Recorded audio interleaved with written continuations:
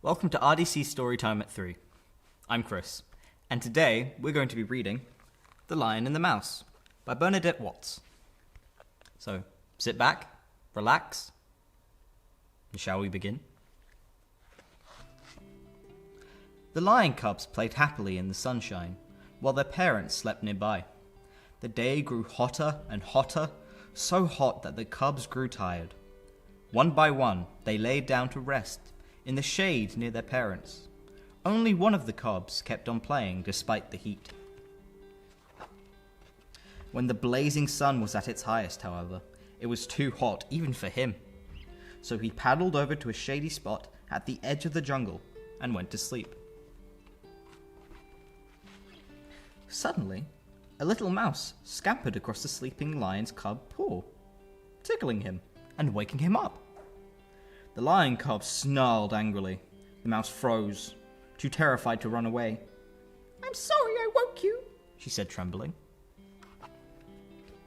When the lion saw that it was only a harmless little mouse, he smiled and said, "Off you go, little one.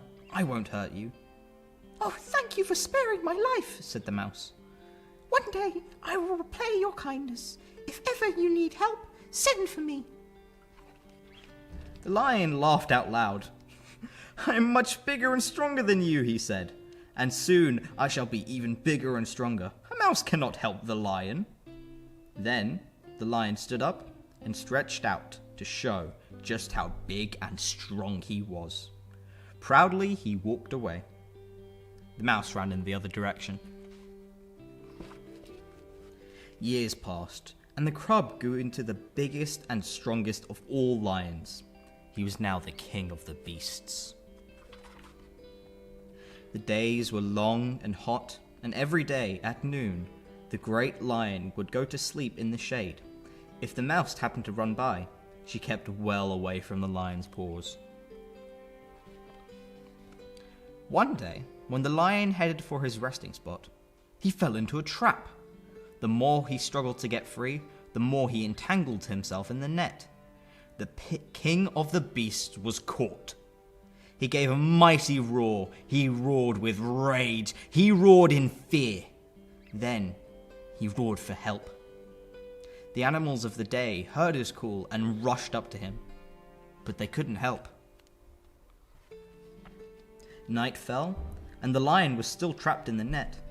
The animals of the night crept up to see if the captured lion, but they couldn't help him either. Early the next morning, the mouse appeared. "You called for me?" she asked. "I will help you, as I promised I would years ago." The lion looked at the mouse in amazement. "No one can help me," he said, "least of all you." The mouse started nibbling through the cords of the net, one after the other. "Be patient, lion," she said. "Soon you will be free." Before long, the mouse had chewed a hole in the net, and the lion pushed himself through it. The lion was free. He stood before the mouse and bowed his head. "Thank you, little mouse," he said. "I will never again laugh at someone weaker or smaller than myself. To repay your kindness, I promise I will always protect you."